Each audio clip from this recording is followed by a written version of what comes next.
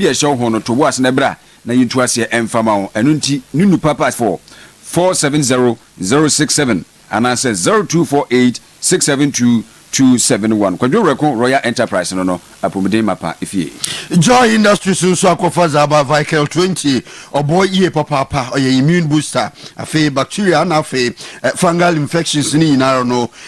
oye Vical 20 no obo ma inde wapomede ni gina wonado ye pa ko bibia afi Joy ointment no nso no nka na afi wenwenhom fragrance owo mu no obo ye papa ma wo no otobi ye papa oye pimples no rashes ahoro na ogu na menyin sansa yeri nyina no oyi towards my fe one star stomach no so no ende yefunu ye na ose yeri bani nyina remo no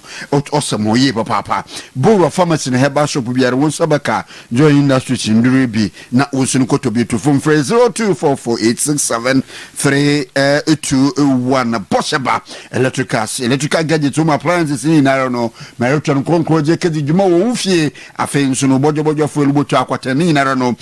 Bossa banu payer kase we bu hona pono za to nkrabate basen ina mo tum PZ KGT market nkrabata ozika no nyini ze imhwafe Bossa ba building be presence on about oye abosandan yimuara won sabakin wo ha afe anti ataku fabro sadan mu nso no Bossa ba electrical nkrabata otwa to ewo ho frehena ni nzin kobo 0536095966 no me bie na no payer bosso mo amemezene ze ankel ebo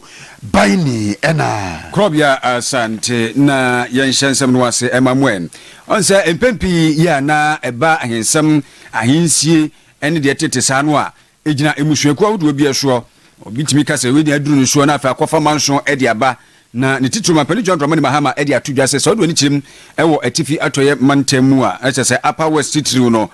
ya na manso eta sisi ewo ahensem no mu ne tete santi wa yenhyehyɛ ya wodi ba behwe na fe wonoma totoɔ sebe ya kwabrane bibia ni a obetumi asi hene besi hima na enkonkonko ba se manso ebekoso wose ya ne hadwe pa na no so ne fa ba mi no emfa empuntuo emma sede ya na abamu mpanimfo kra no edi bibi ekwa akobo a na fe kwabrane hinsemunti na eya asenefa na no ene wode atudwa kire se emusuafo no so entiase na eba ahinsem a yemfa sebe enkrata asem enye adwuma yemfa nkrata asem ento ho na no atumi aboa amadaachi bi no so bi ena aduru no so na afi wo ba betoa so hene anaso hema enkonko ba se manso no ebesan asori bi mu. Peace remains the foundation of prosperity, and I commend the Regional House of Chiefs for its role in keeping Upper West as one of Ghana's most peaceful regions amid the instability in the wider Sahel area. But if you look at reports on chieftaincy conflicts, Upper West has among the lowest incidences of chieftaincy conflict. But like the President of the House of Chiefs said, we should continue and go ahead to codify the succession. Nowadays, the kingmakers have become corrupt, and so even though they know who is the rightful person, a big envelope can change their minds, and then they go and bring somebody who has absolutely nothing to do with the royal family and want to install the person as the leader of the traditional area, and that is what creates the conflicts. And so if we codify the families and the various gates and the rotational succession, we should have more peace in this country than we have seen lately. Mampadi John Dramani Mahama ana motene nka se wodi nsem tudwa we na matran kunwabra wokọ Jubilee na so na fi woni no ekodi enkomo Omar Ghana wo mra na nhyehyemu no ye wo futu bia wo fra no contingency fund ne nkyeremu anye de futu bia wo atwa ato ho a yere koyere nyimi yenyim atoye nkyem anada putupum asemi obesi ntini ye twedam foto no to ho kyena bi sa asemi sia yetuma akofoto no mu ekoyi sika ne bi na eza abobo ano na abane enewu akodam foto no mu de ananansa atoye nkyem osinka mupuni mantema nsu yire njopadze nkrofo won dwetir washo nkrofo bebre na wetu na fi woni fie no yenwu adam foto no mu na yenko yisikani bi mboboa na edom kuma wo mrahye begom wor bisa abane nsemmisa de ekona abane na mdol kodam foto mu akofa sika no emre otechi no ye bumra ndu ye papa po sanete emre otechi no mrahye begom gudara worje kira ni na no ho na muntu no wonwie ntini mraben na abane enamdo opedo kodam foto mu okoyisikani wode boboda mebre na wonnam oye edom kuma bano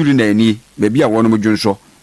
ɛna muhu ano ɔden papa na ɔmanfo obisa wo sɛ na court no edi ne kwa akɔgyina no makɔbɔ no kwa du sɛ sabio wɔyɛ buro ɛno ntie kwa akɔtwe no waso no court wankasa nso anya nti court no no nso no yɛ ne dai ɔmanfo nsɛm a wɔde tudwa no no ɛna ebowura mu ni Metro Environmental Health Officer kwa kupoku yɛ wɔ Kumasi edi nkɔmɔ ɛna ebisa nsɛ na nkɔmɔ bɛɛ na sɛ wɔ ka kyerɛ yɛ asɛm bɛɛ no wɔ ka kyerɛ no so Kumasi mɛyɔ egusu a wɔ yɛ hyehyɛ sɛ bɛyɛ saa court no deɛ ɛkɔ so no obetumi akɔ yɛsisi. We have been here, myself, the coordinator, and then the mayor. The mayor has promised to get them a washroom, so he has tasked his engineer to come and do the assessment. I was here when the engineer came and took the measurement, so plans are underway to get them a fitting washroom, because we are going out to take people on. It means we must put our house in order. So mayor has taken care of that. In the next few weeks, when you come around, you see a befitting washroom for the court. So mayor has promised that from his own pocket. This one is, he indicated that he's going to do that from his own pocket. That one I wouldn't say that is the best, but we'll try and fix them. Say I don't know nti e friend kwa kupoku ono na ye Metro Environmental Health Officer say mayor nimani bia wo kwa akohwe na afi wasibi e dia makoto kro no a ye kan wasem a e di yemudi na nsusumu a mo hwe ye no wo hwe ba bia kwabrane kokko gina dwonzo dia say eno no yentu aso yenku anim yenko po emu won finfin mantem na yenko Ghana aposi atnaye na nemkrobata wo hwe kara kone abedito Potokase Motor Traffic and Transport Department wotwenite wo from MTTT of Ghana Police Service in the Kasoa wini bakwanten pono do wetu guduye papa ne wetu adra ofubia emra obo oye kara kone abedin ho ebanno worubuda membra no do onye de inde iru adra ofubia siren ka wa otia mra na wode abo hono kal mo bi nso kal na nka so wode fi abrochire ba nan kanje obobo hono wasana kwototo fufu bi no de bi abo ne nchefo no de bi abo enyim no de bi lishase ni nyinara emra obo oye akonya kal akonya abadi ni nyinara otia entin wetu won do so a wachecha driver fu ye papa na ewremu ewo inde oye Kasoa na nimpotem wo Central East Regional MTTD Commander oye Superintendent Hana Ajay ino ye commander oda no yin na manjibo yin na nsa eji hu nkomo no o chire mu no de kokobon so ma drive for there we roboto ese no wonye nti wo mo modena nto wo hofo road traffic regulation 2012 LI 2180 uko regulation 65 and 74 na say a lamp apart from near ewo efidie a ye de abadida no ye headlight any fog light no uko echire so a brake light reverse light indication light no apart from lamps we no one kasa uni hu kwan se ukoto extra lamp de ebo wefidie ho uko 74 no so a eno so e ho siren emra no ma ho kwan se individuals any other institutions ebetimi akwakoto strobe light any siren abobobo omo eka ho na omo wo the right also mo fix such devices ewo mo ka mo head of state and police fire service in actual fact all government security services or agencies na so waba ambulance and bullion vans na apart from omo amastate obia enu kwan say otimi ekoto sa device lamp extra lamp and say a strobe light near sa light red and blue na behu na bobo car shells in him no enti ewromu ewo the Central East Regional oye MTTD commander Superintendent Hannah Ajay Nenze ana yeti Suafu abadi eche ya wo hwe sikasam so ma yimu onu kure ye mrahye bedwani ewo asujaman abato pesua so Penny Thomas Nyako Ampem ena wakan sisudua se aba no ahyehyeye wo se woye na wode boa woni a waye adwuma no kwa omgimu pension scheme ne ho hyehyeye no kwana nimpa emprempren na agina bra ne nsoso na aboa nsoso amakwabra ne anya nisuade hunu anya nidaso se wokọ omgimu a kakra ya wutietiaye ede to no akire no nsa ebeka na afi ono so ede ahwe na setremu na we no eye bra na senetifo wonom epa adwumadie bi ho entoma na woye hyehyeye soronko a wode ehye wonum adwumanum eye ne kena se beya womu ankasa nsoso betumi atoto nkofo sika kakra watwa ede ato akire no ho ebane na afi bibia etumi akoye no Penny Thomas Ampem ede tudwa se wankasa wo hye ne makura na sesi kwosoro ntentem sa inflation abano ayade ede yi san soso enesikasem no nso ma na gina yi woni a wodi osika dwetira kese ye ye kan macro economic ne de tete sa omo amanya bie na afi odi bie nwuma no nso no ni nyina onipa ne diwuramu a woni swade hunu anaso woni da so bi se da chi bi no obetwa so abapa nti wose hyehyɛ ne de ekoyie kakra na nso so senetifo enhwɛ se said you mafiti ase kakra no omo ekro na mpo omo di firi no hwa abepempesa bra ha obi asika bambo no edayie no omo nya ne sa na emoa. So today's net serves more than 2.1 million active contributors and over 260,000 pensioners. Behind every contribution lies an act of trust. Behind every pension payment is a promise honor. It is precisely because of this that His Excellency President Mahama has placed pension reform firmly on the national agenda. In March this year, the President directed a comprehensive review of Ghana's pension system to improve adequacy, sustainability, coverage, and value. Enti Penny Thomas Ampem Nyako ena motin wenkan we senatifo wo dwumadie no ase na dwumadie no ankasa no wakano Senate Member Value Program ya fofra wo mode aba no new ayikura initiative omo ade aba ade ye kanu no wam na no ena wo pani ya wono so da Senate no wano Director General ankasa wo pani Kwesi Afre Baini ade atoa so se ebeboa pa ama dachi bi se kwabrane ekokoba se bi abetempenten kwa ansa na wonsa ka kakra ya se de mawo sanhye ya bai ebetwa sa ne ma ni nyina mu tietia na wonsa ka woni ma se de mawo. Social security must evolve with the changing nature of work. It must improve experience, deepen trust, and deliver practical value across every stage of life. This is reinforced by accepting your future is secure, your present is rewarded. These two statements define our responsibilities. One protects retirement income, the other improves the lived experience of members today. But both sit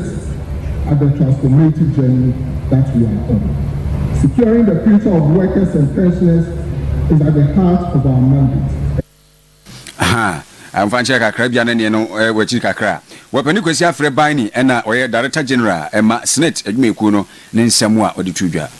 na wo apomudirimu nsɛm ewromu ewo oye twifi bobi ni nyina ya bonu bia ɔhyɛ twifo himanlowa de nkyira krosi no ase wode soso akobofom ewo oye impotem ho ya nananmu atankonwa ne mpemfa ogo yinara waka boma wɔrɔbɔboa ema enne de no chip compound wenye bi na wakwaja yerhwe ho ye papa na onumu na damdwumaji na ase no nkomodiri kodo de wombotem ho enyema obo aza abo atwe wo ho ahye ni nyina no do wo bo ho ba ni ye papa me kire environment no wo se ewromu wo oye kakom hotspot intervention area ho na oyaza sra oye insrahwe ebia ho no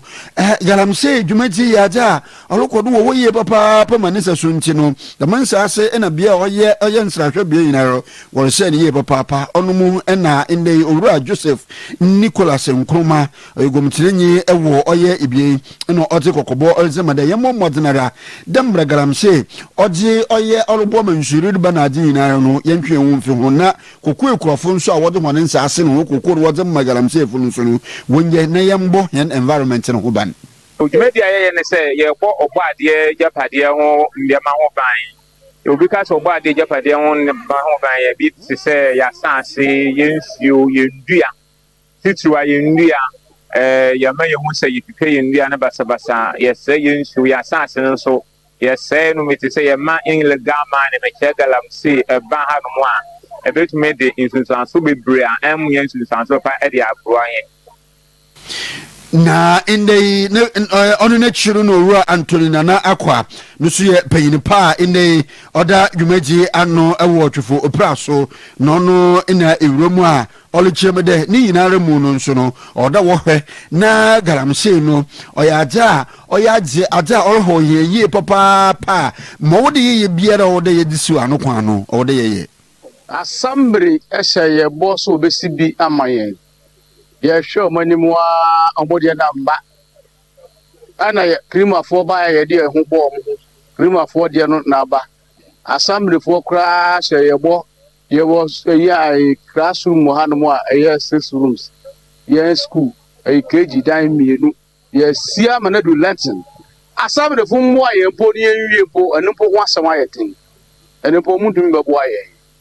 ana krima fo ba ye de hu bo mo a omo bo ye nro ne sa chip compound we obesia mayen enye do mase ye kan se nyame o shira ho entine kwakwa mun na Nana Kofi ayinso a otodo oye ibasa